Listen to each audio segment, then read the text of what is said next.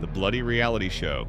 Wrong Turn 2 starts with a group of reality show contestants who agree to spend a few days isolated deep in the woods. The idea is simple: survive the challenges of nature while cameras capture everything. The problem is that this forest is home to a family of deformed cannibals who turn the game into a full-on massacre.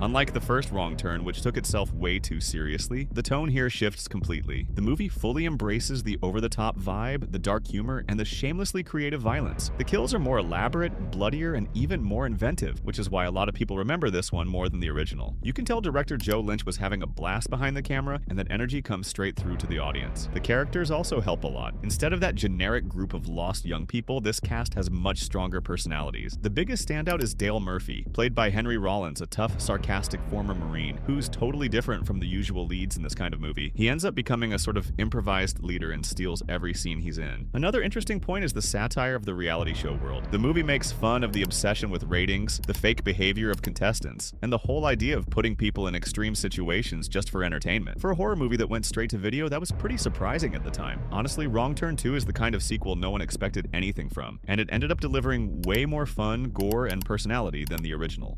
Annabelle Reborn. The first Annabelle came out in 2014, and despite all the curiosity surrounding the demonic doll, it ended up being very poorly received. Critics tore it apart, audiences thought it was weak, and a lot of people walked away feeling like they'd wasted their time. Hardly any real scares, almost no memorable story, and a villain that felt more like a joke than an actual threat. Annabelle Creation does the exact opposite. The film is a prequel and takes place 12 years after the tragic death of Annabelle Mullins, the only daughter of Samuel and Esther Mullins, a couple who make handmade dolls. After their loss, they turn their own home into a shelter for girls from a recently closed orphanage. Among them is Janice, a girl with polio who walks with crutches, along with sister Charlotte, who's responsible for caring for the children. From the beginning, it's clear that the house holds secrets and that the famous doll isn't there by accident.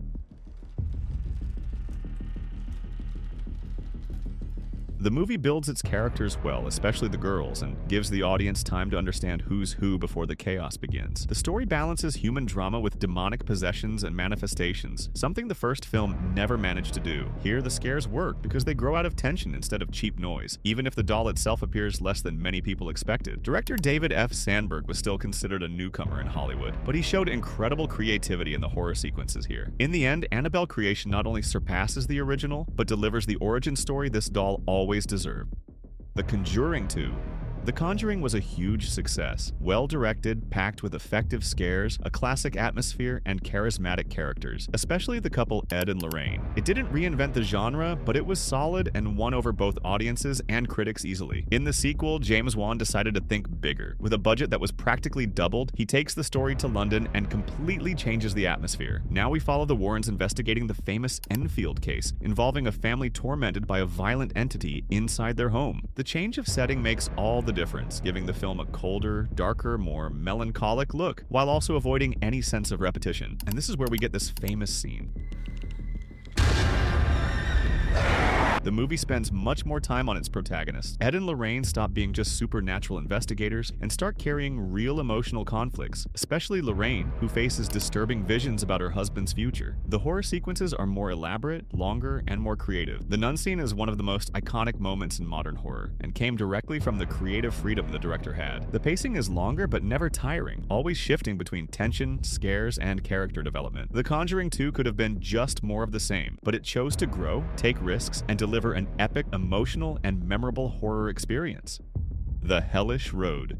The Devil's Rejects is the classic case of a sequel that drops any restraint and fully embraces the insanity. The first film, House of a Thousand Corpses from 2003, marked Rob Zombie's directorial debut and had a very divided reception. A lot of people found it disturbing and stylish, while others saw it as an obvious copy of the Texas Chainsaw Massacre. Even so, it introduced the world to Captain Spaulding and the Firefly family, characters who quickly became cult favorites. In the sequel, Rob Zombie had more budget and, most importantly, more confidence. There's no longer that crazy house full of trap structure. The movie basically turns into a bloody road movie following Spaulding, Otis, and Baby as they run from the police after a massacre. They stop being monsters hidden in the dark and become criminals out in broad daylight, which makes everything even more uncomfortable. The narrative is simple but extremely effective. There's no effort to make the characters likable or justified. They're cruel, abusive, and completely beyond redemption, and the film makes sure to rub that in the viewer's face. Many people consider this Rob Zombie's most mature film as a director. Here he trades the cartoon cartoonish horror for brutal realism, with almost no supernatural elements. The result is a movie that doesn't scare with jump scares, but with constant discomfort. The Devil's Rejects not only surpasses the original, but completely redefined the tone of the franchise. From Mimi to movie. Winnie the Pooh Blood and Honey 2 comes after one of the most trashed movies of recent years. The first Blood and Honey from 2023 tried to take advantage of the character entering the public domain by mixing a childhood icon with slasher horror. The idea grabbed attention, but the result was disastrous. Cheap production, terrible dialogue, zero humor that actually worked, and a constant feeling of rushed improvisation. Critics destroyed it, and audiences turned it into a meme. Even so, the movie made money, which automatically secured a sequel. In the follow-up, the concept is still to show a completely twisted Pooh, now as a violent creature terrorizing a small town. Christopher Robin still exists in this universe, but here the focus is less psychological and more directly on the massacre. The story remains simple and full of flaws, but you can see a bigger effort to build atmosphere and expand this bizarre world. The biggest difference is in the production. Blood and Honey 2 looks more polished, has better makeup, and much more creative death scenes. The kills are more elaborate and fully embrace the exaggeration, which ends up working better within this absurd concept. The atmosphere also improves a bit with more mood and less of that rushed fan film vibe. Now, let's be fair, the script is still weak, the performances are still questionable, and no one is going to confuse this with a solid traditional horror movie. But compared to the disaster of the first one, this sequel at least understands its own ridiculousness and delivers something more watchable. Ouija Reborn. Ouija Origin of Evil is a perfect example of a sequel no one expected to work. The first Ouija, released in 2014, was almost a complete creative failure. Critics hated it, audiences found it generic, and the general feeling was that it was just another PG-13 horror movie with no identity, full of predictable scares and forgettable characters. Very few people took this franchise seriously. The turning point comes when the sequel decides to go back in time and bring in Mike Flanagan to take control. The story now takes place in the late 1960s and follows a family that uses a Ouija board as a fake seance trick to make money. Everything turns into a nightmare when the youngest daughter, Doris, becomes a doorway for something evil.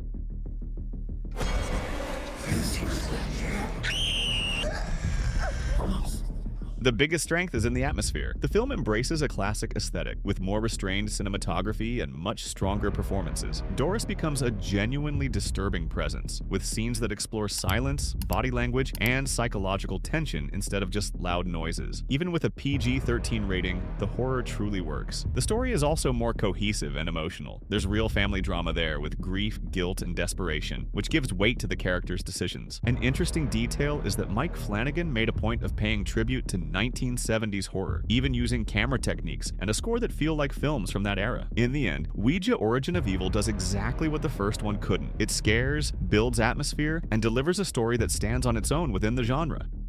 Highway to Hell.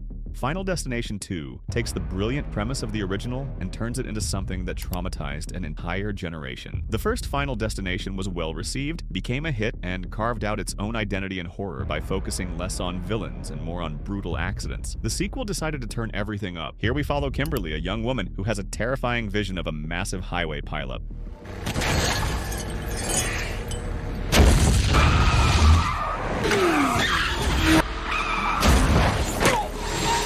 Yeah, that scene traumatized a generation. By stopping several people from continuing their trip, she unknowingly interferes with Death's plan, which then starts hunting down each survivor in brutal and unpredictable ways. The highway scene is the big highlight and easily one of the most traumatic moments in modern horror history. It's long, detailed, and disturbingly plausible. The fear works because it doesn't feel impossible. On the contrary, it feels like the kind of thing that could happen to anyone. From there, the movie builds creative deaths using everyday objects and cruel coincidences. The script also plays more with the idea of death's rules, introducing the notion of new life disrupting the natural order. That gives the story more momentum and creates constant tension, because no one knows exactly when or how the next person is going to die. The Bunker.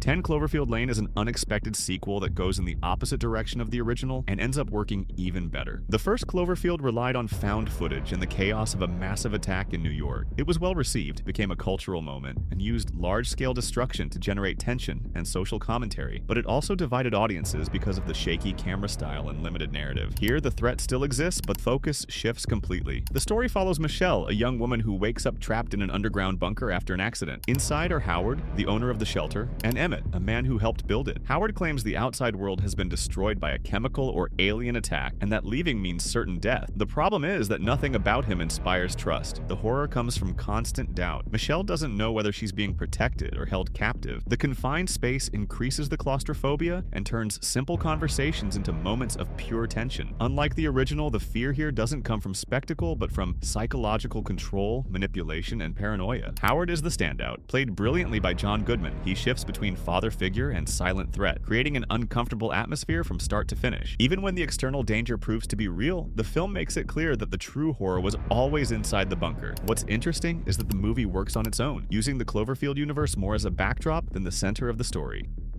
Ash becomes a legend. Evil Dead 2 is the point where the franchise fully embraces its own madness. The first, The Evil Dead, released in 1981, was an aggressive, low-budget independent horror film that was surprisingly effective. It shocked audiences with its gore, frantic camera work, and oppressive atmosphere, but it still took itself very seriously, even when the exaggeration started slipping in unintentionally. In the 1987 sequel, Sam Raimi returns much more confident and transforms what was once raw horror into a perfect blend of terror and comedy. The story revisits Ash Williams, trapped in an isolated cabin in the woods after unleashing demonic forces through the Necronomicon. Now, though, everything is more stylized, faster, and far more self-aware. The movie almost works like a remake of the first one, but pushed to the extreme. Ash stops being just a victim and becomes a charismatic, eccentric, and unpredictable lead. Bruce Campbell delivers an absurdly physical performance, full of exaggerated expressions, screams, and slapstick comedy, without ever removing the weight of the threat. The Deadites remain terrifying, violent, and grotesque, which keeps the perfect balance between laughter and tension.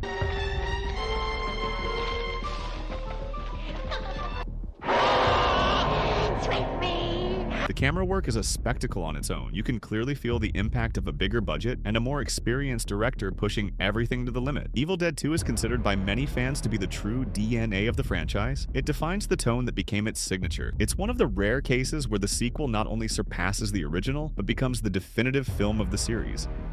Mall of the Dead.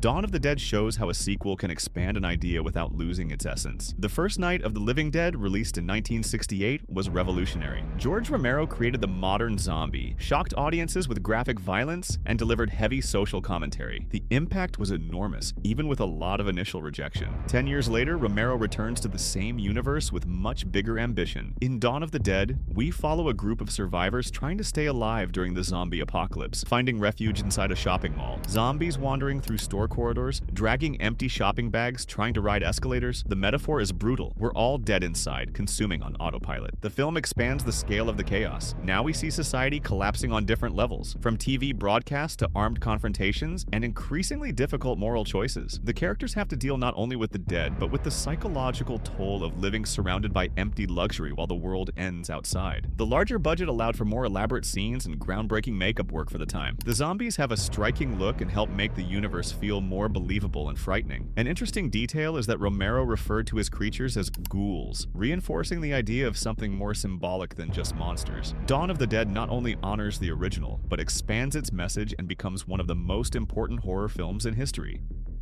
Evolved Clown.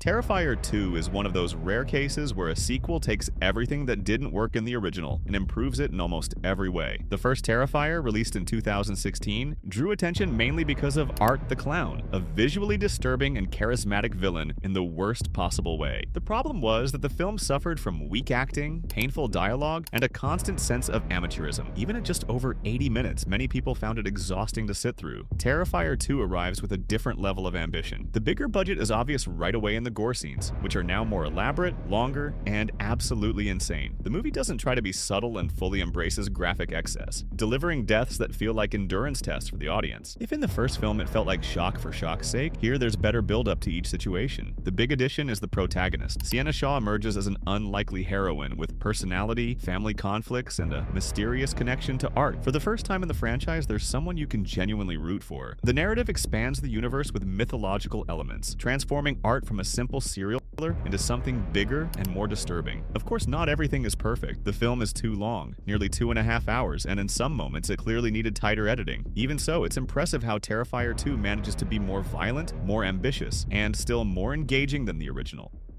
The Birth of Jason. Friday the 13th. Part 2 is the moment when the franchise finally understands who its true monster is. The first Friday the 13th from 1980 made waves mainly because of its shocking ending and unexpected reveal of the killer. It was a box office success, but it still felt somewhat caught between suspense and slasher without a clear villain. The 1981 sequel completely changed the game. Here, Jason Voorhees truly steps into the spotlight, now grown, alive, and extremely violent. Still without the iconic hockey mask, he appears wearing a sack over his head, which makes everything feel rawer and more disturbing. This version of Jason is more human, more physical, and carries a constant sense of real danger, like a predator lurking nearby. The story follows a new group of counselor trainees near Crystal Lake, trying to learn how to avoid the mistakes of the past. And of course, that doesn't go very well. Jason watches, stalks, and attacks with direct brutality, without much style or humor. Everything feels drier, darker, and less exaggerated than the later entries in the franchise. The atmosphere of the film is especially heavy.